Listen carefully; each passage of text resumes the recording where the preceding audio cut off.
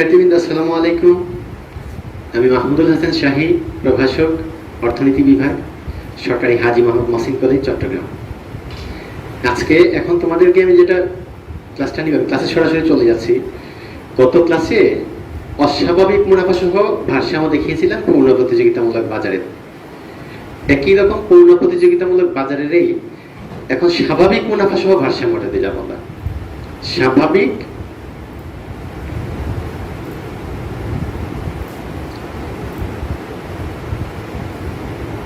মুনাফা সহ ভারসাম্য। স্বাভাবিক মুনাফার ক্ষেত্রে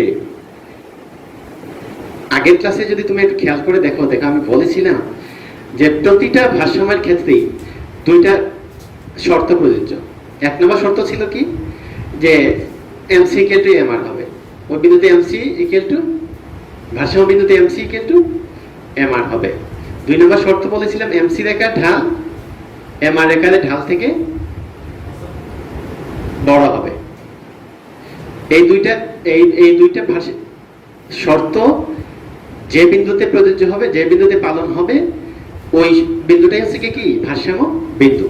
এই জিনিসটা আমরা এখন স্বাভাবিক মুনাফা সহ ভারসাম্যের ক্ষেত্রেও দেখবো একই। তাহলে স্বাভাবিক মুনাফা সহ ভারসাম্যের ক্ষেত্রে আমরা চিত্রে যদি যাই, আমরা চিত্র আঁকলে এরকম আঁকতে পারি।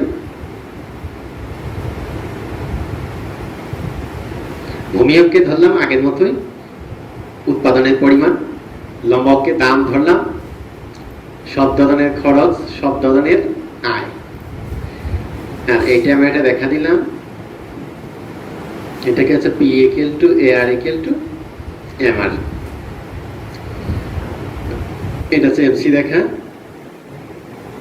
এই বিন্দুটা মনে করো ই বিন্দু। এই বিন্দুতে দেখা যাচ্ছে কি, এই বিন্দু Q1 P2। এই বিন্দুতে দেখা যাচ্ছে, এই বিন্দুতে এমসি রেখা কতটুকু, এমসি হচ্ছে কি এ Q1, আবার এমআর হচ্ছে কতটুকু, এই যে এমআর রেখাতে এই বিন্দুতে এমআর হচ্ছে কি কতটুকু ই Q1। অর্থাৎ এই বিন্দুতে এক যে প্রথম শর্ত, যেটাকে আমরা প্রয়োজনীয় শর্ত বলি, এমসি ইকুয়াল টু এমআর, এটা এই বিন্দুতে পালিত হয়েছে। এবং আমরা যদি খেয়াল করে দেখি, দ্বিতীয় শর্ত বা পর্যাপ্ত শর্ত এখানে পালিত হয়েছে। কারণ এই বিন্দুতে এমসি রেখাটা উপরের দিকে উঠছে, এমসি রেখাটা এই বিন্দুতে এমআর রেখাটাকে ছেদ করে উপরের দিকে উঠছে। অর্থাৎ এমসি রেখার ঢালটা এখানে এমআর রেখার ঢাল থেকে অবশ্যই বেশি। অতএব আমরা বলতে পারি যে ভারসাম্য বিন্দুটা হচ্ছে গিয়ে ই বিন্দু। এই ভারসাম্য বিন্দু ই অনুযায়ী তাহলে ভারসাম্য উৎপাদনের পরিমাণ হয়েছে কতটুকু, Q1, ভারসাম্য দাম হচ্ছে গিয়ে কত, P2। এখন আমরা যাব মুনাফা বের করা। এখন আমরা মুনাফা বের করব। মুনাফার ক্ষেত্রে আমরা জানি যে কি, মুনাফা pi equal to TR minus TC. এখন আমাদের টিআর বের করা লাগবে। টিআর যদি আমরা বের করি, টিআর আমরা এখানে বের করতে পারি। টিআর ইকুয়াল টু হচ্ছে, আমরা আগে পড়েছি যেহেতু, TR equal to AR into Q. AR into Q. AR এখানে কতটুকু, এটা হচ্ছে এআর রেখা। ইভেন তো এআর কতটুকু, Q1। এআর হচ্ছে গিয়ে Q1 ইনটু ভারসাম্য উৎপাদনের পরিমাণ কি সমান কতটুকু, Q1। তাহলে Q1 কে Q1 দিয়ে গুণ দিলে আমরা জানি কতটুকু হয়, এই সম্পূর্ণ অংশটুকু হবে P2 Q1, P2 Q1, P2 Q1। তাহলে আমরা টিআর এর জায়গায় লিখতে পারি P2 Q1 মাইনাস। তাহলে আমরা টিআর পেলাম কতটুকু, P2 Q1। এখন আমার লাগবে কি, টিসি বের করা লাগবে। তাই আমরা এখানে এটা মিটিয়ে করতে পারি।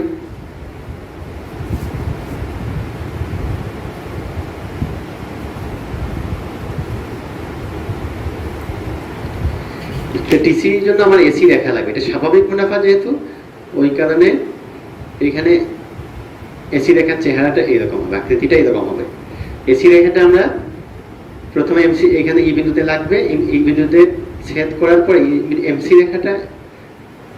এমসি রেখাকে ছেদ করবে এই বিন্দুতে, ছেদ করার পরে উপরের দিকে উঠবে, মানে এই বিন্দুটা হবে এসি রেখার সর্বনিম্ন বিন্দু, এই বিন্দু।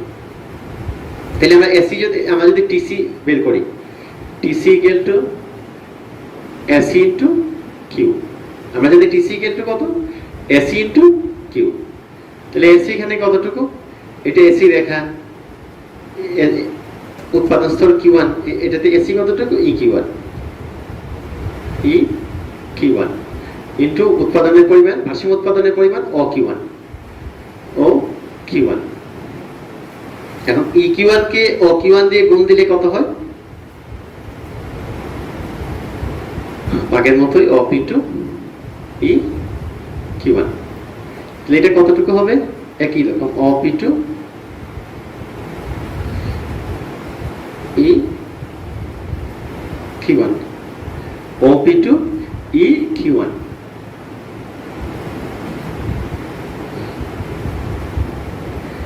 এখন ও পি টু ই কিউ1, এটা থেকে আবার এটাকে বিয়োগ দিলে শূন্য হয়, কত হয়েছে, শূন্য। আমরা জানি যে একটা ফার্মে যদি মুনাফা যদি শূন্য হয় তবে এই ফার্মটা স্বাভাবিক মুনাফা অর্জিত হয়েছে। এখন এই কারণে শূন্য মুনাফাটাই হচ্ছে কি স্বাভাবিক মুনাফা। এখন তোমাদের একটা প্রশ্ন আসতে পারে যে আমরা এখন একটা জিনিস বললাম যে এখানে মুনাফা আছে, স্বাভাবিক মুনাফা মানে মুনাফা আছে, তো মুনাফা আছে, আবার স্যারে বের করেছেন শূন্য এখানে বের করেছেন, কিন্তু মুনাফাটা গেল কোথায়, মুনাফাটা কোথায়? তোমরা যদি এটা লক্ষ্য করো যে খরচ যেটা যে আমরা যদি একটু ব্যাখ্যা করে দেখাই, যে খরচটাতে মূলত চারটা, খরচটা আমরা যে করি কি কারণে, একটা উৎপাদনকারী প্রতিষ্ঠান বা ফার্মে খরচ করে কিসের জন্য খরচ করে, মূলত খরচ করে চারটা উপকরণের পারিশ্রমিক দিতে, ভূমির পারিশ্রমিক দেয়, খাজনা হিসাবে দেয়, রেন্ট যেটাকে বলি আমরা, এরপরে মূলধনের পারিশ্রমিক সুদ আকারে দেওয়া হয়, এইখানে শ্রমের পারিশ্রমিক মজুরি আকারে দেওয়া হয়। আবার এখানে আরেকটা উপকরণ আছে সংগঠন, যেটা আমরা ফার্মের ইয়েটা বলি, এই সংগঠনের একটা পারিশ্রমিক দেওয়া হয়, এই পারিশ্রমিকটা মুনাফা আকারে প্রকাশ করা হয়। এটা একেবারে যৌক্তিক, যেটা দরকার তার পারিশ্রমিক যেটা হওয়া উচিত, ওই পারিশ্রমিকটা কিন্তু ওই খরচের ভিতরে আছে, খরচের ভিতরে থাকাতে এইটা হচ্ছে যৌক্তিক যে পারিশ্রমিকটা তার, যেটা তার হওয়া উচিত, ওইটা তার খরচের ভিতরে আছে। এরপরেও যদি সে যে অতিরিক্ত, আমরা যে আগের যে দেখালাম আগের ভিডিওতে লক্ষ্য করো, অস্বাভাবিক মুনাফা দেখেছে, আরো অতিরিক্ত মুনাফা হয়েছে, ওই মুনাফাটাও কিন্তু ফার্মেই ভোগ করবে, কিন্তু ওই মুনাফাটা হবে গিয়ে অতিরিক্ত মুনাফা হিসেবে। আর এখানে যেটা তার যে খরচের ভিতরে যে মুনাফাটা আছে, একটা ফার্মের খরচের ভিতরে যে মুনাফাটা আছে, ওইটা তার স্বাভাবিক মুনাফা হিসেবে থাকবে। ওই কারণে মুনাফা যদি শূন্য হয় ধরে নিবে এটা স্বাভাবিক মুনাফা। যে স্বাভাবিক মুনাফা মানেই যে এখানে কোনো মুনাফা নেই, বিষয়টা এইরকম না। কিন্তু যেহেতু কেন মুনাফার কথা আছে, মানে তাহলে মুনাফাটা আছে কোথায়, ওই খরচের ভিতরে মুনাফাটা ঢুকে আছে। ঠিক আছে, তাহলে আমরা বের করলাম স্বাভাবিক মুনাফা সহ ভারসাম্য আমরা দেখালাম। পরে যেটা দেখাবো এটা হচ্ছে ক্ষতি স্বীকার করে ভারসাম্য।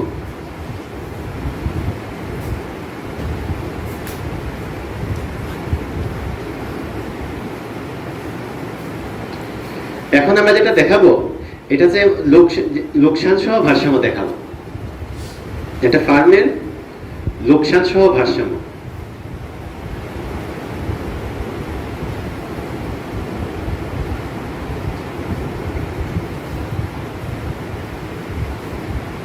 স্বল্পকালে একটা জিনিস খেয়াল করবে, একটা ফার্ম স্বল্পকালে লোকসান দিয়েও উৎপাদন করতে পারে। আমরা লোকসান সহ ভারসাম্যটা দেখাবো।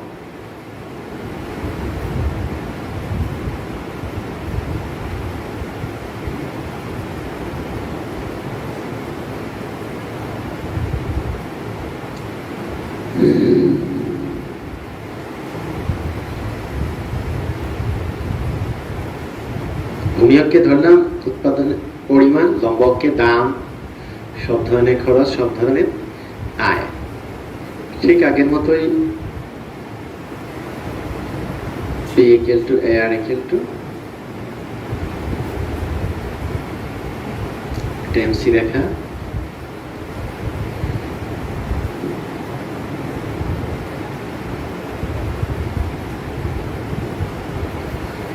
এই বিন্দুতে ভারসাম্য লাভ করবে, এই বিন্দুতে ভারসাম্য বিন্দুটা হচ্ছে কি এই, কারণ ভারসাম্যের দুটো শর্তই MC equal to MR এবং MC রেখার ঢাল MR রেখার ঢাল থেকে বেশি, এটা এই বিন্দুতে পালিত হওয়াতে ভারসাম্য বিন্দুটা হচ্ছে কি এই বিন্দু। এটা যেহেতু লোকসান সহ ভারসাম্য, এখানে চিত্রটা একটু এরকম হবে যে এসি রেখাটা একটু উপরের দিকে হবে, এসি রেখাটা এরকম আঁকবে, আঘাত করে MC রেখাতে লাগাত করে এখান থেকে উপরের দিকে উঠবে, এটা হচ্ছে কি এসি রেখা। তো এখান থেকে যদি উপরে উঠে, এটা মনে করলাম P2, এটা G মনে করলাম।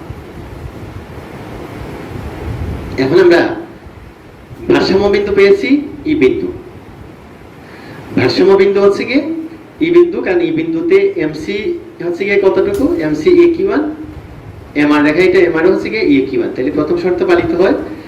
আর পর্যাপ্ত শর্ত হচ্ছে কি MC রেখাটা MR রেখার নিচের দিকে ছেদ করে উপরের দিকে উঠবে, নিচের দিকে ছেদ করে MC রেখাটা যদি লক্ষ্য করো যে নিচের দিকে ছেদ করে উপর দিকে উঠেছে, এই কারণে ই বিন্দুতে ভারসাম্য অর্জিত হবে।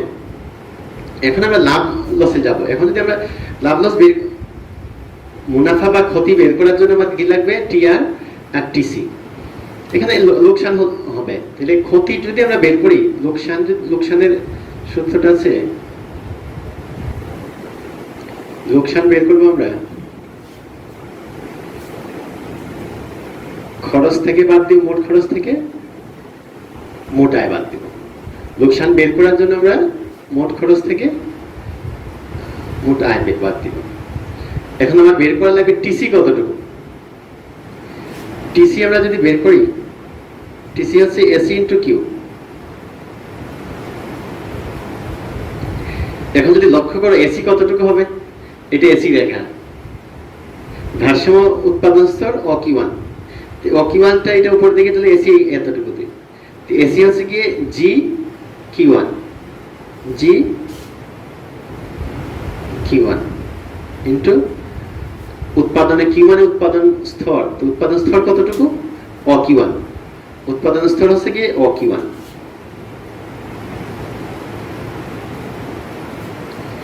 তাহলে জি কিওয়ান কে অকিওয়ান দিয়ে গুণ দিলে এতটুকু হবে, এই সম্পূর্ণ অংশটুকু হবে। এটা আমরা প্রকাশ করতে পারি ও P2 জি কিওয়ান, ও P2 জি কিওয়ান। আমরা টিসিটা আমরা এখানে বসাতে পারি ও P2 জি কিওয়ান মাইনাস। এখন আমার লাগবে টিআর বের করা লাগবে। তো টিআর এর আমরা এটা জানি কি, টিআর বের করার সূত্রটা কি, এটা বলছি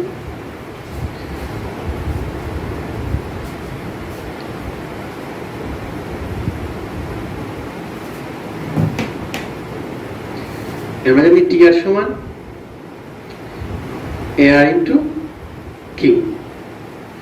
তো এখন এআর রেখাটা আছে এইটা, এআর রেখা ভারসাম্য উৎপাদন স্তর কতটুকু, অকিওয়ান, এখান থেকে যদি এআর এ যায় এতটুকু, ইকিওয়ান, এআর হবে ইকিওয়ান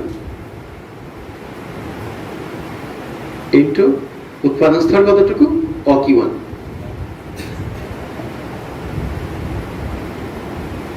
এখন ইকিওয়ান কে অকিওয়ান দিয়ে গুণ দিলে এই অংশটুকু হবে ও P1 ই কিওয়ান, ও P1 ই কিওয়ান। তাহলে টিআর কতটুকু আছে এখানে, টিআর আছে ও P1 ই কিওয়ান, ও P1 ই কিওয়ান। এখন খেয়াল করে দেখো যে আমরা ও P2 জি কিওয়ান থেকে বাদ দিব, ও P2 জি কিওয়ান মানে মোট খরচ থেকে বাদ দিব মোট আয়টা, মোট আয় হচ্ছে গিয়ে ও P1 ই কিওয়ান। তাহলে এই সম্পূর্ণ অংশটুকু থেকে যদি আমরা এতটুকু বিয়োগ দিই, থাকবে শুধু এই অংশটুকু। এই অংশটুকু আমরা প্রকাশ করতে পারি P1 P2 P1 P2 G E। তাহলে লোকসানের পরিমাণ হচ্ছে এতটুকু P1 P2 G E। তাহলে আজকে আমরা যেটা জানলাম যে একটি পূর্ণ প্রতিযোগিতামূলক বাজারে একটি ফার্ম স্বল্পকালে স্বাভাবিক মুনাফা অর্জন করতে পারে। স্বাভাবিক মুনাফা অর্জনের ভারসাম্যটা আমরা দেখিয়েছি, লোকসান সহ ভারসাম্যটাও এখন দেখেন। এখন লোকসানের পরিমাণটা হচ্ছে গিয়ে P1 P2 G, মানে এতটুকু পরিমাণ হচ্ছে গিয়ে লোকসান। প্রিয় শিক্ষার্থীবৃন্দ, আমি আশা করব তোমরা এই সময়টাতে